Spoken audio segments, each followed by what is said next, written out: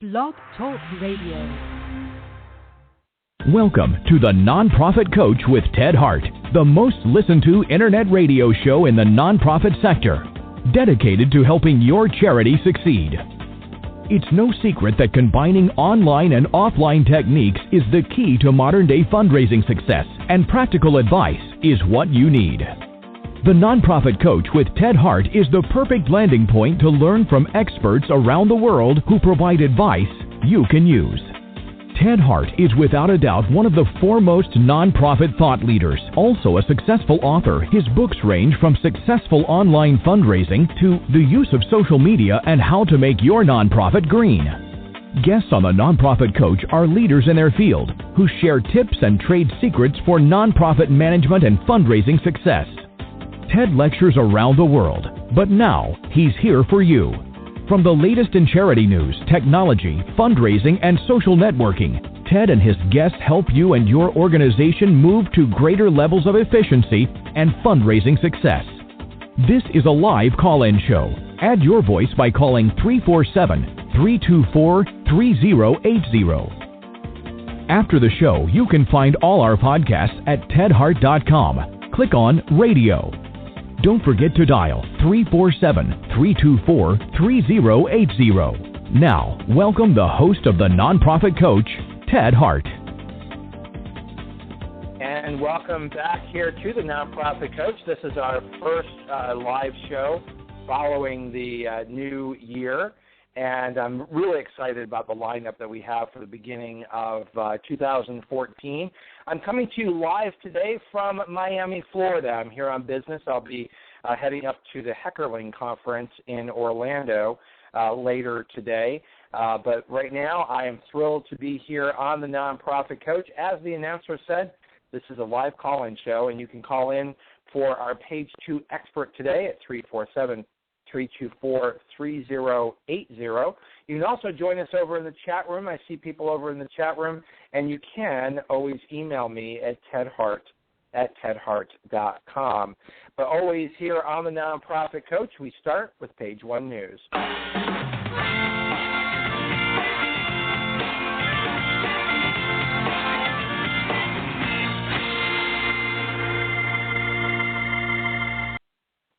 First up here on Page 1 News, and as always, you can follow along by going to tedhart.com and click on radio links. First up comes to us from Salesforce, or actually from Cloud for Good, and this is the Salesforce peer-to-peer fundraising ebook. Just posted last week, Cloud for Good is proud to release the first edition of their Salesforce peer-to-peer fundraising ebook. In this ebook, it provides an overview of the current solutions available to the nonprofit community for peer-to-peer fundraising using Salesforce. We've spoken about Salesforce and the Salesforce Foundation many times here on the Nonprofit Coach. 2014 is slated to be a very exciting year for organizations wanting to leverage the power of peer-to-peer fundraising. And, of course, our Page 2 expert today is a social media expert. That is the focus of our topic today. In this particular ebook, they will focus on peer-to-peer functionality, Salesforce integration, flow of data, and cost of the solution. Check it out over in the radio links today at tedhart.com.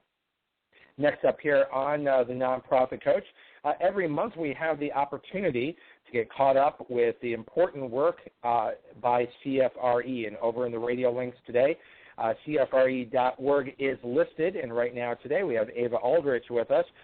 Ava, how are you, and Happy New Year? Happy New Year to you too, Ted. I'm just great. I think we've got a great year coming ahead for CFRE International and CFRE Credential, so I'm glad to be back on your show. Well, before you get started, I just want to say we provided a link in the radio links today. Hey, that new website looks great. Thank you. We worked really hard on it last year, and we are very pleased. And very happy, too. People seem to be liking it. We're just so thrilled to have it as another tool to really, keep in contact with our certificants and our potential certificants and be able to provide them with the best and most complete and most up-to-date information about CFRE. Well, as you know, here on the Nonprofit Coach, we do share with our listeners. We believe that CFRE is an important baseline credential. It's important to show attention to detail and the voluntary stepping up to be measured against your peers and to show that you do have that baseline knowledge. How are the numbers looking in terms of those who have the credential and those that might be applying? The numbers are looking good. We are holding firm with our current certificates. Once you get the CFRE and put in all that work and effort, people want to keep it. So we're glad to have that show of confidence. And we were really pleased this last year because in 2013, our end-of-year numbers showed that for initial certificates, those who are applying for the credential for the first time, that we had 11% more applications in 2013 than we did in the prior year. So I think that's a nice number for some healthy growth and something we're looking forward to building on this year. Well, that's a terrific rate of growth. What do you attribute that to? A number of things. I think people are really looking for ways to distinguish themselves in the profession, and CFRE is one of those ways. I also think that there is generally in the profession much more interest in figuring out what is the career path for a fundraising professional. I know in my travels and working with various national fundraising bodies, there's really an effort there to help fundraisers in the profession by starting to identify what are the things that they should be thinking about doing in terms of their professional growth and advancement. And so I think that having CFRE as part of that career path is becoming something that's more and more in people's minds. And of course, we're trying to requested more. You're seeing it requested more often. I think the acknowledgement of the importance of the certification goes beyond fundraisers. Mm-hmm. Well, and I think that was one of the interesting things that came out of a panel that I participated in on professionalization and fundraising at the Indiana University Lilly School of Philanthropy Symposium this last November. And, it's very important to be able to link up academic knowledge of fundraising and nonprofit management with the practitioner side, the things that people learn on the job.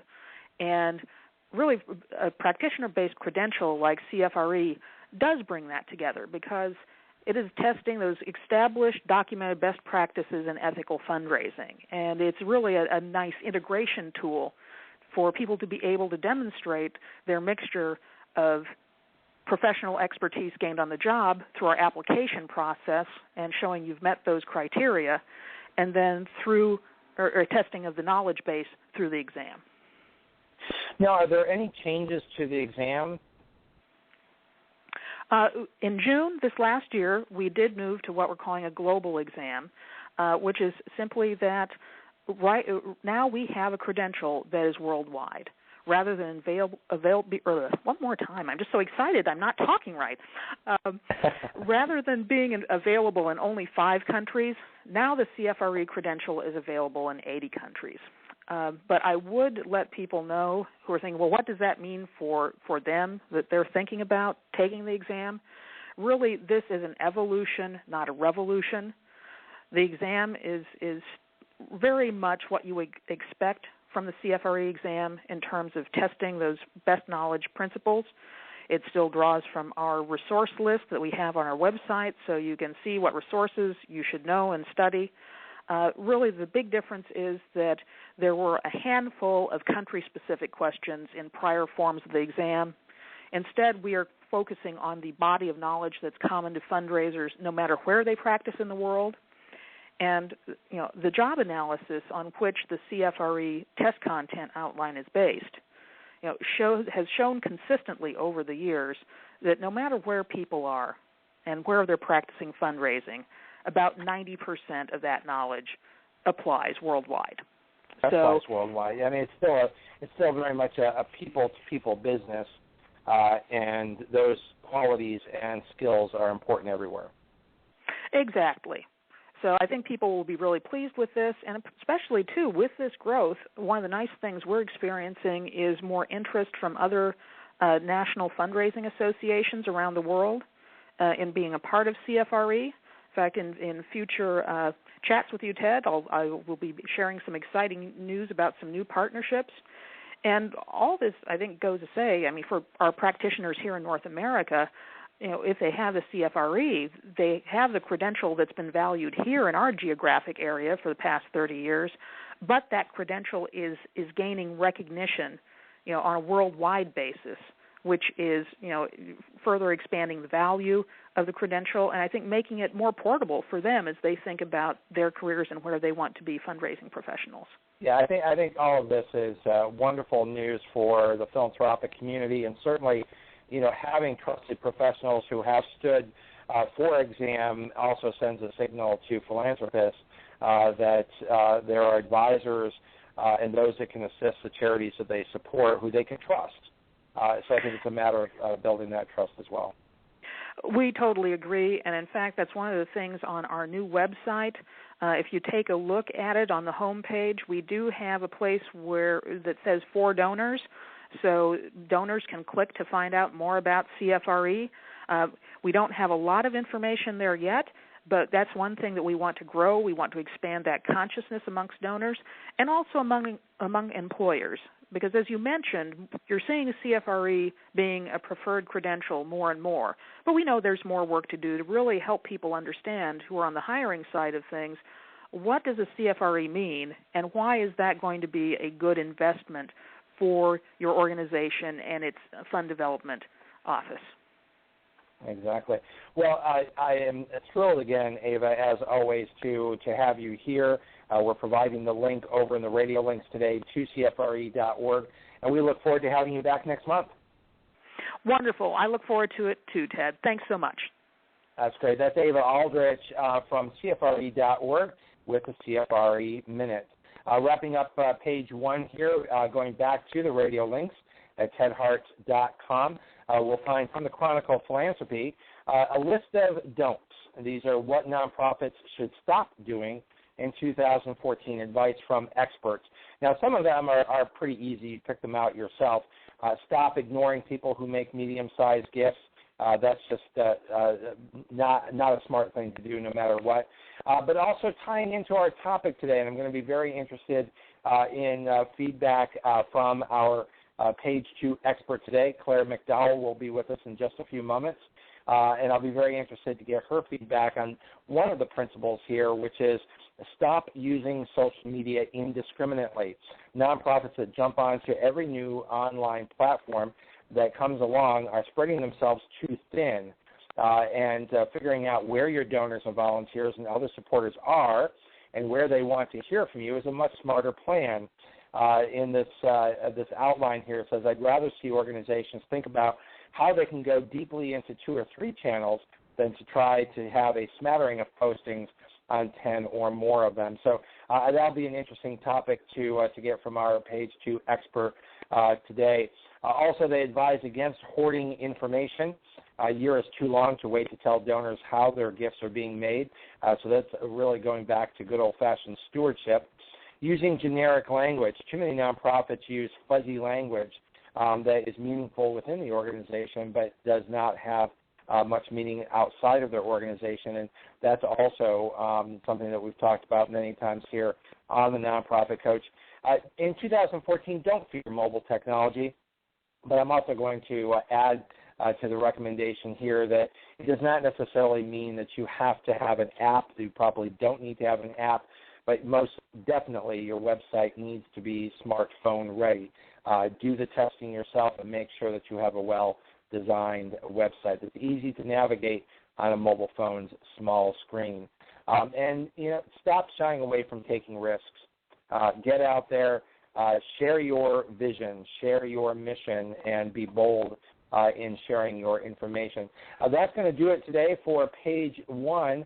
That means that it's now time for us to head on over to page 2.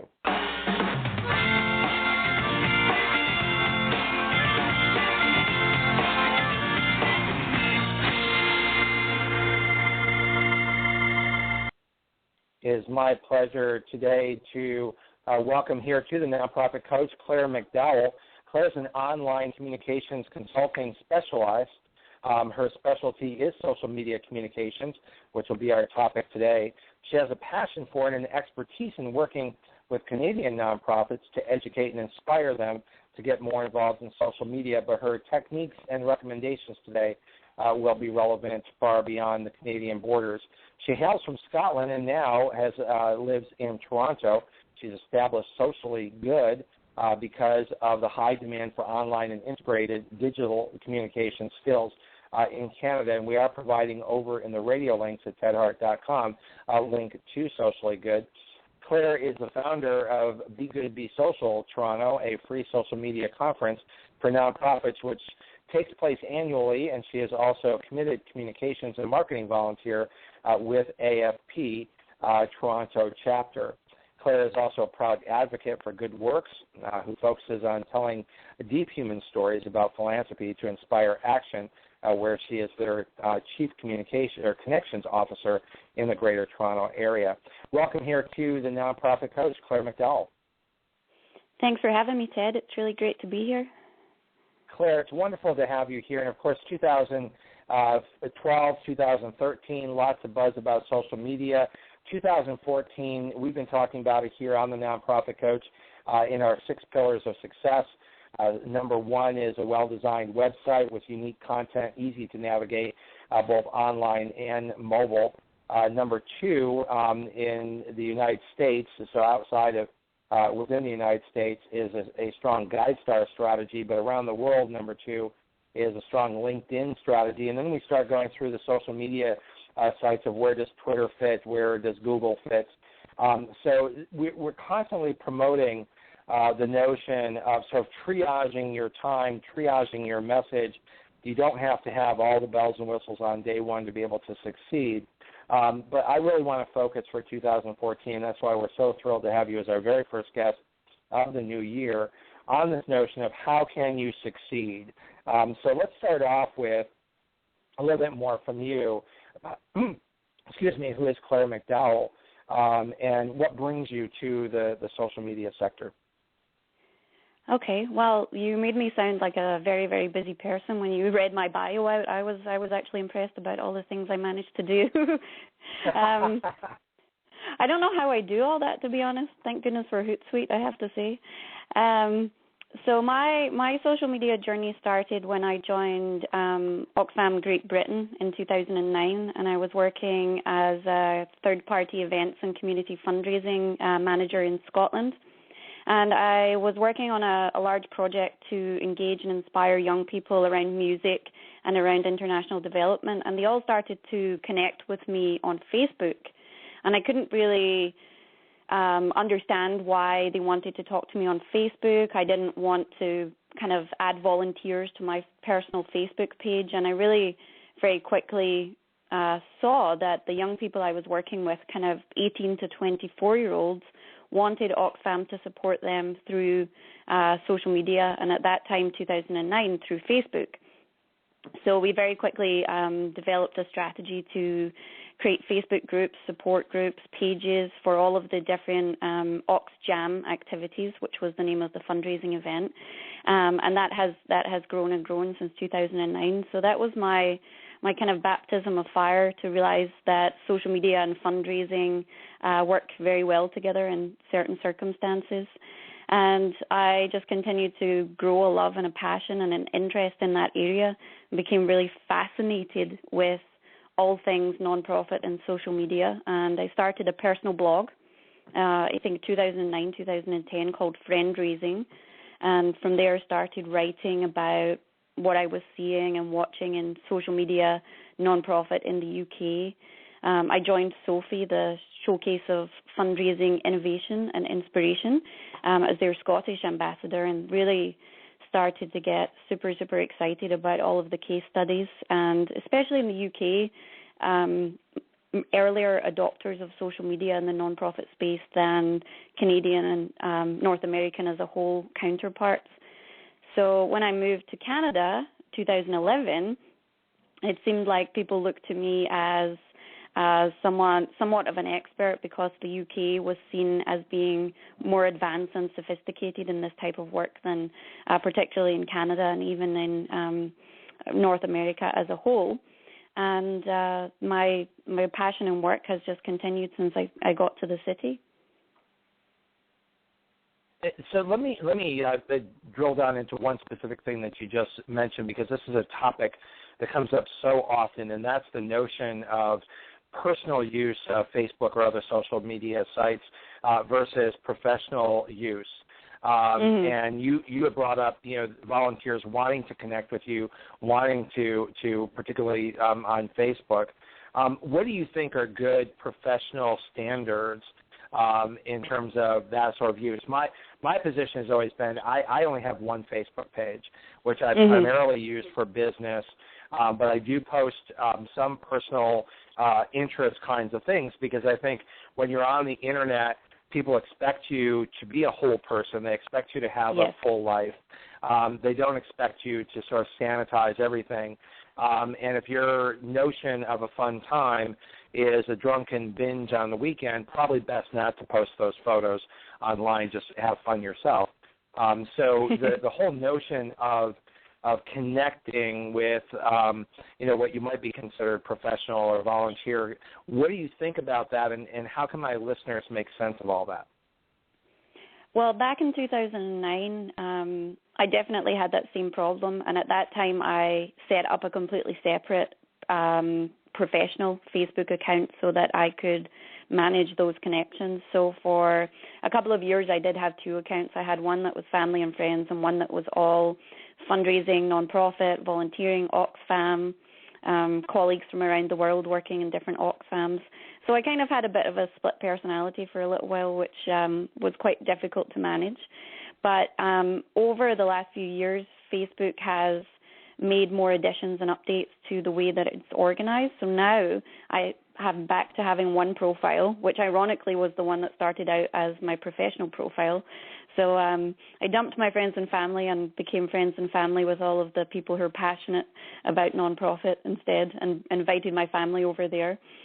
And using Facebook's listing tools, people can segment what information is seen by different groups of people. So hopefully everyone has some basic awareness of the difference between the little globe symbol or world symbol versus two little people and versus one little people. When you see a posting on Facebook, that means it's either completely public, it's visible to friends and acquaintances, or it's only visible to people that you have designated as friends. So you can actually manage your contacts within Facebook. So I have lists of people that will only see very close acquaintances, friends and family that will see, my vacation pictures and birthday parties and all of that kind of stuff. And then I have public posts that everyone can see. And I'm, for example, talking about being on your show today was a post that I made sure that anyone who's connected to me on Facebook can see. So that's friends, family, acquaintances, volunteers, professionals that I'm connected to, etc. So I would encourage people to educate themselves about the different levels of posting and managing lists in Facebook. So when you make a new friend, you can choose to add them to a list so that they only see the certain things that you segment and post. And then when you make each post, make a decision on which visibility level you want to give it. Right. And so I think that the message here, the key that you're talking about is to be organized and to utilize the tools of social media and not make it overly complicated. Yep, be organized and be aware. Just do a little bit of reading if you're not 100% sure what it is that we're talking about. If you go to the Facebook guides, they'll very easily show you how to organize your friends into different lists so that you choose and you control what is seen on Facebook. And then that way you can have a very vibrant network of people on your Facebook page, but you give them different varying levels of access to your life and to your story that you have on Facebook. Now, what about other social media sites? Now, how does that strategy fit into utilizing other sites like LinkedIn or Twitter? Well, LinkedIn, again, you choose who to let into your network. And LinkedIn, I would remind people, is a professional networking site. So there should never be a place there for pictures of people intoxicated or vacation pictures or anything like that. That really is your professional persona. And I do a lot of coaching on LinkedIn, and I help people really understand the value of it, either for their nonprofit organization or for themselves as a professional in the sector. And you can choose who to add into your network. So you think of your LinkedIn connections as your little black book, because once I add someone into my network, I give them access to everyone else in my network. So if I don't know who Ted Hart is, I'm not sure if I want to introduce Ted Hart to all of the other 500 people that I've carefully curated in my professional network.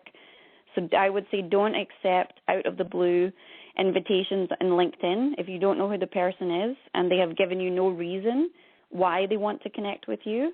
Then be very careful about accepting that request to connect on LinkedIn. I think that's excellent advice, and I'm so glad you brought that up. But let's now, because this question comes up so often, so it's great to have you address these issues. So that's an excellent sort of base standard on LinkedIn. What about a standard for Facebook? Facebook, I would say, I think of, and it depends on each individual person, but for me, Facebook has a number of different functions, but to me, Facebook is much more personal than either Twitter or Pinterest or even LinkedIn, because in LinkedIn, professionally, I have a very good reason to be connected to yourself, Ted, but I wouldn't necessarily think that we would have a reason to be connected with each other personally on Facebook, because it's more of a personal network. I have a business page on Facebook, so my Socially Good page would love to be connected with you on Facebook, but my personal page is a little bit different. So I have my own personal standard about who I will add on Facebook. Generally, I have to have met you at least once in person or have done some kind of work with you. So I have a lot of virtual colleagues across Canada, being such a large country compared to the UK. So I am connected with a whole host of wonderful nonprofit people over in Vancouver and Calgary and these places, but I have worked with them in different virtual conferences, or I've met them at AFP events when they've come into Toronto. So I have a reason to connect with them. But on Facebook, for me, it's more of a personal network, but I personally have relationships with a lot of people in the nonprofit sector. And then Twitter is completely public. So that is where you really must censor yourself and think before you tweet, and really think about the image and the content that you're portraying into the public domain, because it's completely public. So I would never suggest drunk tweeting, which can happen from time to time. We have some politicians who apparently like to do that. Absolutely. So Twitter is the network probably that is people are most nervous of making a mistake on. And some of the best advice I ever got was when I was involved with a Canadian organization called Charity Village, which is a nonprofit job site, and I managed their social media for them, and they gave me the 3 best pieces of advice I've ever heard that applies to all social media. And I said, what is your brand? How do we portray ourselves? What is the language and the tone that we use here at Charity Village? And they said, be helpful, be human, and be kind. Well, I think that's terrific advice. It's kind of interesting, though, when you think of younger people, like in their 20s, even younger, who are tending to shift away from Facebook now and are using Twitter increasingly as an open dialogue and discussion, almost as if it were open email. Mhm. Yeah, absolutely. You see a lot of conversation. How does that trend affect a nonprofit strategy? Well, those are wonderful, wonderful opportunities. And we talk, or we're hoping to talk a little bit today about the trends in 2014. And one of the trends that I'm really hoping nonprofits will catch on to this year is that social media is a two-way dialogue. It's not a publishing platform, and particularly Twitter. It's a two-way conversation. So where nonprofits can be very, very successful, and instead of trying to talk at people, is to talk with them find conversations that already exist around the things that people are passionate about and join those conversations rather than trying to create their own, rather than showing up and saying, come and join us.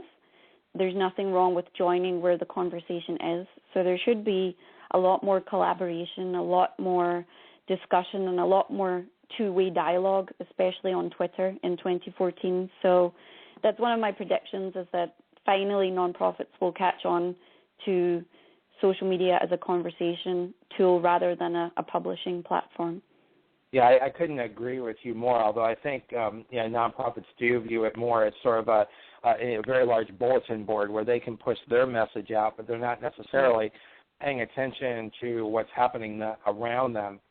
Claire, we're going to take a very quick break. We'll be right back, and when we do come back, I want to get into more of your predictions for 2014. We're with Clare McDowall here on the Nonprofit Coach, and we'll be right back.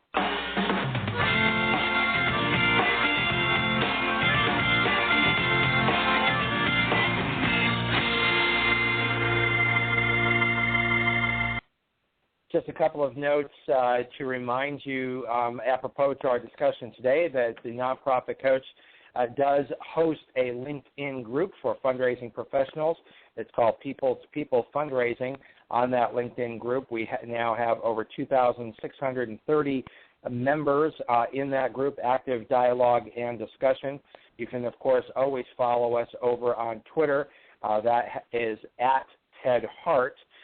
And we have over 2,275 supporters and followers over on Twitter. And we do give updated information, and we do follow a number of topic areas, including hashtag philanthropy, on a regular basis over on Twitter. So on today's show, I also want to just give you a quick update since we're just now back from the holiday break, and that is next week we will be back here live on the Nonprofit Coach, January 21st. On January 28th, Kristen Bullock will be with us, and she's going to be speaking about her new book, The Essential Fundraising Handbook for Small Nonprofits. We'll have a short 2-week hiatus in the beginning of February. Great time to catch up on past podcasts. We'll be coming back live on February 18th with Craig Bita from Cone Communications. And the folks from Cone Communication are always big audiences here on the Nonprofit Coach, because they're always bringing updated information that's important to all nonprofits. Today we're here with Clare McDowall. We're going to head back over to the show. Remember, our podcasts and archives are always available 24 hours a day at tedhart.com. Click on radio links. If you're listening live today, the phone lines are open. Call in and ask a question by dialing 347-324-3080. Now, back to the Nonprofit Coach with Ted Hart. And we're live here with Clare McDowall. Clare, bring us through some of your other predictions for 2014. Okay, absolutely. Well, one of the things that I heard you mention, you were talking about a report that's over on your link page, was around nonprofits stretching themselves too thin across all of the social media platforms. So one of the things that kind of sadly I'm predicting for 2014 is probably a little burnout and frustration amongst the average nonprofit. So I'm not talking about the extremely sophisticated, well-staffed, large nonprofits with excellent teams and robust budgets. I'm talking about the average small to medium-sized nonprofit who is trying their hardest to get a handle on social media, trying to keep up with it all. And I predict that those teams and those nonprofits are probably going to feel a little bit burned out and frustrated this year. Last year, Facebook signed its billionth user. There's about 400 million tweets are being sent every day on Twitter. LinkedIn itself has 1.5 million active groups, of which yours is one. And there's 16 billion photos are uploaded to Instagram last year. So on top of all of that, you then have the new platforms that are coming up, like Vine, like Snapchat, and one I just learned about in the last couple of weeks, which is called Shots of Me, which is partly financed by Justin Bieber. which is all around a network completely centered around selfies. And Vine now has 40 million plus users as well. So that is an awful lot for people to keep on top of. And I predict that with the challenges of measuring results around social media, there's going to be a lot of frustration and overwhelm happening in the sector. Where do sites like Clout.com figure into measurement and strategic planning? Well, there are so many different tools available, from free tools to low-cost paid tools to very, very robust and integrated systems. So it really depends on people having a measurement strategy in place, and I think that is something, integrated planning is something that I have written down as a 2014 prediction, that this will be the year that everyone really starts to plan social media into all of their discussions, and also allocates time and investment in analytics tools and holistic systems to allow them to actually measure and report on the activity. So before I came on the show today, I did a quick anecdotal poll of some of the great nonprofits that I'd love to use as examples while we're talking here about some of the challenges and things that they're looking forward to this year. And all of them said this year, 2014, is the year where I'm finally going to be able to find a way to prove that social media has an impact on our fundraising and on our bottom line as an organization. So there are many, many hopeful nonprofit communicators that want this to be the year that they can put that in place and show real data around it as opposed to anecdotal evidence. I think that's going to be very important. Claire, we do have a caller. Caller, you're live here on the Nonprofit Coach. Do you have a question for Clare McDowall? I do. Hi, Ted, and hi, Claire. It's Leah Eustace calling. I do have a question for you, Claire. The latest research shows that the average tenure of fundraisers is about 16 months. And I'm really interested, especially from the perspective of organizations that task their fundraising department with social media. How do you maintain continuity, and what best practices should you have in place, both from the perspective of the charity but also the fundraiser who's bouncing around? Absolutely. That's a really great question, and thank you for calling in, Leah. The best way to maintain continuity is to have a policy, a social media policy, and to have a strategy that is approved from the top of the organization down, so that it really is able to be implemented by anyone who would pick up that job.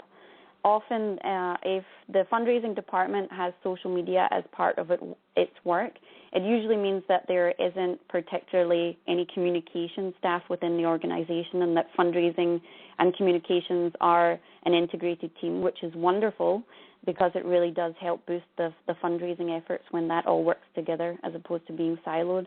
But it often falls to the one person who understands Twitter or knows how to use Facebook. So from a top-down perspective, in terms of continuity planning for a fundraiser's job or for a communicator's job, is really having a strategy in place that does give strategic advice on the voice of the organization across different platforms, on the tone of the organization, on the type of content. And then to complement that, you really need to have some kind of budget for training and development to make sure that if you're trained fundraiser who knows how to do social media does unfortunately move on, that you have allocated some budget in place to make sure that either you can hire someone with those skills or that you can train someone in the interim to take over the social media. Great. Thank you very much. Any other questions, Leah? No, that's fantastic. Thank you. Thanks, you for listening here to the Nonprofit Coach. Claire, thank you. That was very insightful. I think that topic comes back to what you were talking about earlier, so I'm really appreciative that Leah brought that up, and that is if you are now integrating your social media, personal and professional, and back to, as you were saying, volunteers looking to connect to you because they feel that they have a connection to you, but then you leave that organization, what happens to that continuity, and how does the organization, do they have a claim to your Facebook page? I wouldn't think that any organization ever has a claim to your personal Facebook page, and I would encourage all nonprofits to make sure that they have a company or a business page set up on Facebook and on LinkedIn, so that it's owned as an organizational platform and not tied to one individual person, because that's when the problems can arise. And as to personal relationships, I think as fundraisers, we tend to build personal relationships with our donors and our volunteers, and that is something that makes us effective fundraisers. So that really comes down to organizations having an effective policy around HR and retention and movement within their organization. So really the modern nonprofit should also consider, when they talk about perhaps when a major gift fundraiser leaves the organization, they have a set of steps in place of how to communicate that to donors that they might have dealt with and to staff internally. So any forward-thinking organization should now be asking the extra question, what do we do on social media when these types of people leave? I know, for example, when I was working with an organization, an environmental nonprofit, I was their communications and marketing director there, which was wonderful because I actually got to build their social media and communications policy as part of my work. And one of the things that we did when I moved on from that role was write a blog post from me thanking all of the people that I'd worked with, the volunteers I'd worked with, the projects I'd worked with, and really made a public announcement of who was taking over and business as usual and how people could get in touch. So in a social media world, transparency is highly valued by donors and supporters. So I would encourage people to think about that when they're making these HR plans for these changes that happen in fundraising and communications anyway. I also think it's important, I'm curious if you agree, that if you have established a Facebook page, Twitter account, LinkedIn, any social media that you've established yourself that is starting to be used or may be used in your line of business and you're employed by someone else, for-profit or nonprofit, is to have a memo of understanding filed at your organization, clearly stating that the organization is aware of the fact that this is your personal account that you're allowing to be used for that purpose, but does not belong to the organization. Absolutely, absolutely. So having a social media policy that really makes things clear for both the organization and the employees around what is appropriate, what's not appropriate, what belongs to who, will become more and more important, and that's something that, as I say, organizations should factor into their overall kind of HR and operational processes. So when I talk about social media becoming more integrated into an organization as being, a prediction for this year, that's really one of the things that I would take into consideration. Social media becomes part of discussions at board level. It becomes part of strategic planning meetings with the senior leadership of the organization, so it does not live anymore as an add-on that the intern does. It really now is something that should be talked about at the top levels of the organization. It should have policies around it. It should have guidelines around it, and it should be seen as a benefit to the organization and not something to be afraid of or something that's stuck on at the back end of everything else that we do. Right, needs to be integrated. We do have an email question, and that is, do you have any examples of organizations that you think do a particularly good job in this area? I do, and I'm very excited to share some great examples with you. We're very proud of lots of Canadian organizations, so I'd love to share some of their stories and have your listeners that are US-based check them out. So one of my favorite organizations is a very small organization here in the city of Toronto called the Redwood Shelter, and it's a home for women and children who are fleeing violence. And I think on Facebook they are a great example of doing really great stewardship and feel-good work for their community. Their community is very small. Their Facebook numbers are just in the couple of hundreds, but they're extremely engaged and passionate network of fans that they have there. So they're a great example of quality over quantity. So you can check them out, the Redwood, on Facebook. And why I love them is that even though they're a very small local-based organization, they do innovative things when it comes to digital and social. So their last, I think 3 or 4 annual reports have been digital annual reports. And their 2013 annual report, which can be found at iamtheredwood.com, is actually designed to look like a Facebook page and is very interactive with pictures and images. And in 2012, their interactive annual report showcased the neighborhood that they're based in with the people and the businesses who contribute to their community. So they're a real example of not chasing big numbers, but real deep engagement with passionate people in their network. So I think that's a fantastic example. Other examples? Sure. So on a little bit of a larger scale, we have the Nature Conservancy of Canada, part of the natureconservancy.org group of organizations, who ran a really great campaign on social media in the late fall last year called Forests Matter. And they actually managed to get their hashtag to trend nationally across Canada in September during a large event that they were hosting in Toronto. But what was really smart about the hashtag trending wasn't the fact that they just created the hashtag and hoped for the best, but they actually had a robust campaign behind it. So for several weeks leading up to the event, they promoted it via email, on their website, through all of the social media channels, including LinkedIn and Google+. And they also had a Facebook ads campaign to really support the event and the hashtag. They mobilized their volunteers, they mobilized their staff, and they even mobilized influencers and friends by reaching out to them in advance and asking for them to support the hashtag during this really important event. And then during the event, they were live tweeting and streamed the event online. So the result of all of that effort was that the hashtag trended nationally for over an hour during this very important event for their organization. So that's a really great example of integrated campaigning and not just creating a hashtag and hoping for the best. So I would definitely hold that up as a wonderful case study for people who want to understand how to work hashtags better. And hashtags really are so important in so many utilizations within social media. Can you speak specifically for someone who doesn't know anything about hashtags? Go all the way back to what are they and why do they, in particular, become so important to your Twitter campaign? Absolutely. So a hashtag is simply a way of grouping conversations together.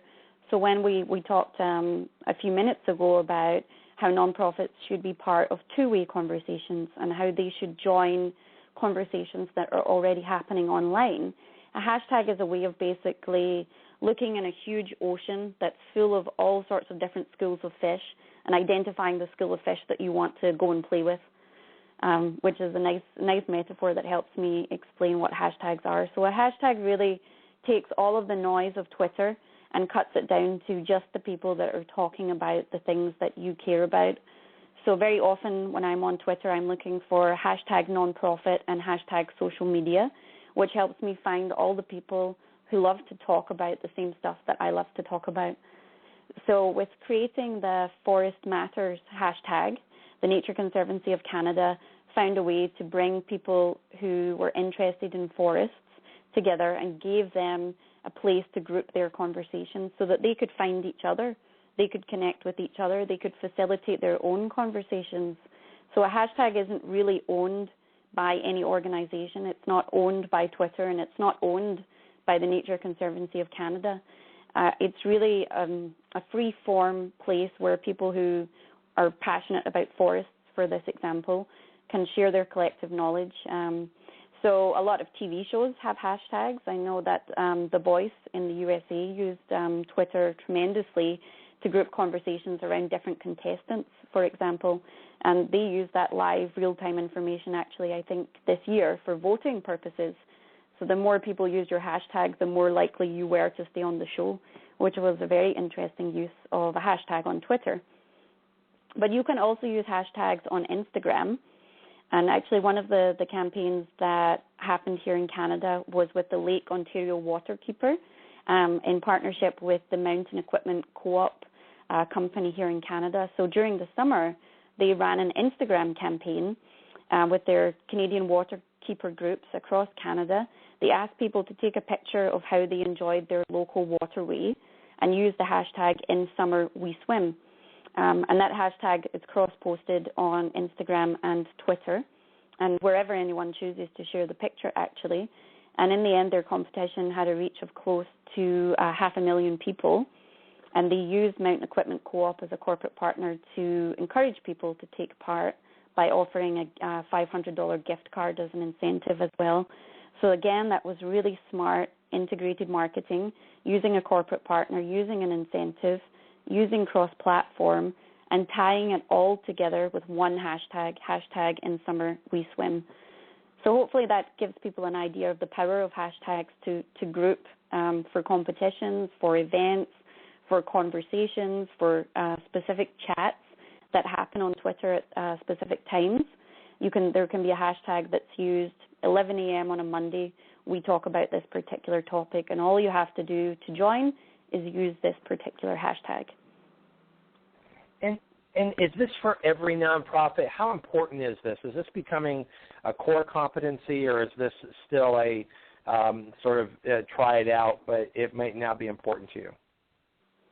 Hashtags are very, very important if you want to use Twitter and Instagram particularly. Although you can use them on Facebook, the use of hashtags has not widely been adopted by anyone.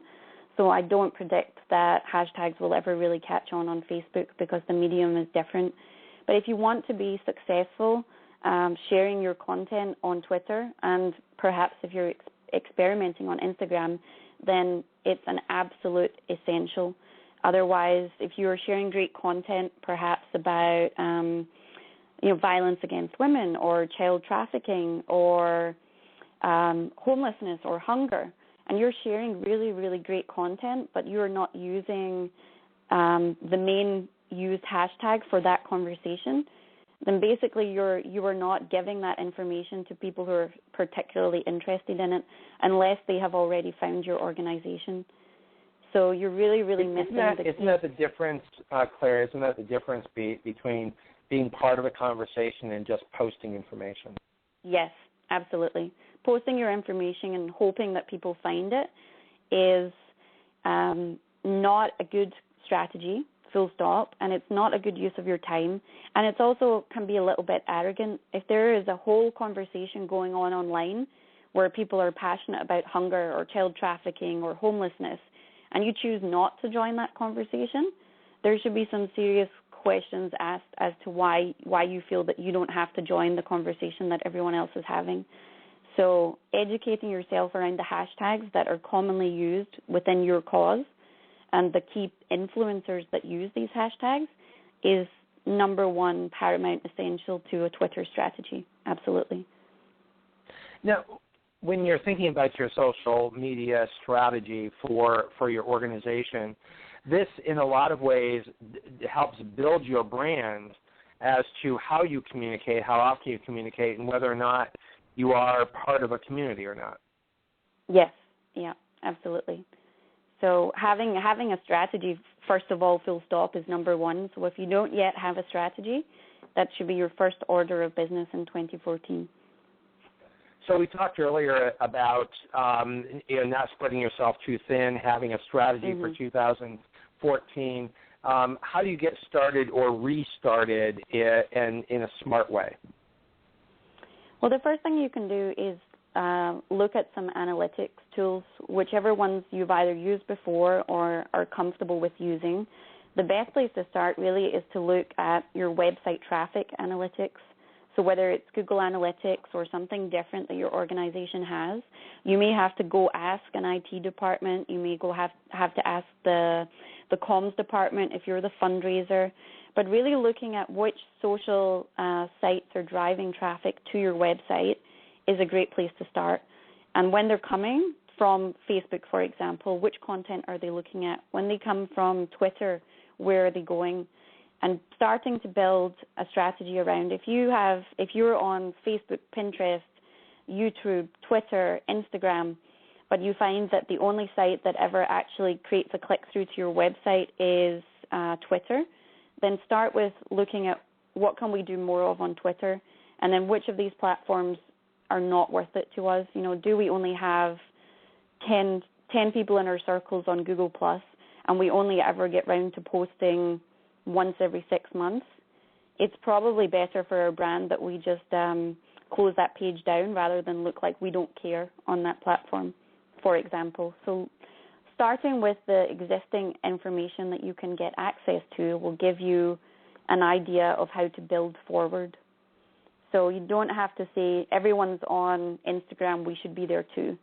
What you have to look at is what is working well for us, how can we do it better, what is not working, and find some reasons. If your Twitter strategy isn't working, find some reasons either to improve it, some lessons to improve it, or find the analytics that show that you don't need to be there. Perhaps your audience is not there. One of the things I always try to share with people is you need to learn how to follow before you can lead. Absolutely. Educating yourself and being part of other people's conversations, watching what larger organizations, or not even larger, but organizations who've done it longer. For example, Charity Water are great at inspiring others. They run very, very good campaigns.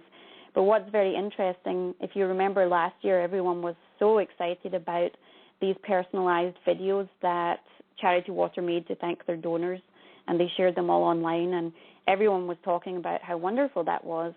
But that's actually something that a bunch of Canadian nonprofits had been doing since 2010 or 2011 in a very, very small way with their small audience. So imitation is a great form of flattery. Watching what other people do, replicating, admiring, listening and learning is absolutely the best place to start. We're unfortunately running out of time, which typically happens with such a terrific and very timely topic. I want to make sure that before we wrap up today, you are able to share your final thoughts in the last 2 minutes that we have here, but also making sure that people know how to contact you.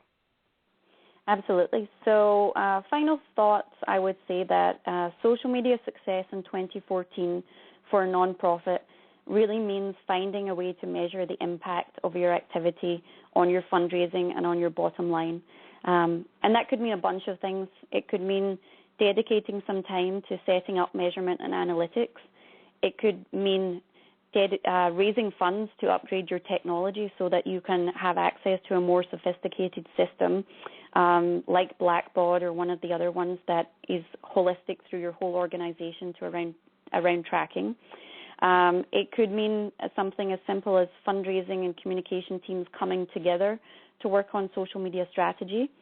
And it definitely should mean social media becoming an integral part of the overall nonprofit strategy in 2014. And if people want to contact me or find out more, you can find me on Twitter at socially_good. You can find my Facebook page by searching Socially Good. And the website is www.sociallygood.ca. That's terrific. Clare McDowall, thank you so much for bringing us very practical advice, answering some questions that get asked so often here on the Nonprofit Coach. We will be back live here on the Nonprofit Coach, 12 noon next week. In between, you can always listen to hundreds of podcasts on lots of different topics related to fundraising, social media, and nonprofit management at tedhart.com. Thank you for joining us today on the Nonprofit Coach. When it comes to cleaning your house, who doesn't wish un galán with a trust fund swept in and passed the mop to your evil stepmom like in the telenovelas? Hola, it's Chiquis here, and although life isn't always like in the soap operas, Fabuloso does bring a clean that's always over the top. Get your home dramatically clean anytime you like, without any evil mama drama. Just long-lasting lavender freshness. That's Fabuloso, taking the drama out of any mess. Fabuloso's 2 times concentrated formula provides 2 times more active ingredients versus non-concentrated Fabuloso Original. Use as directed.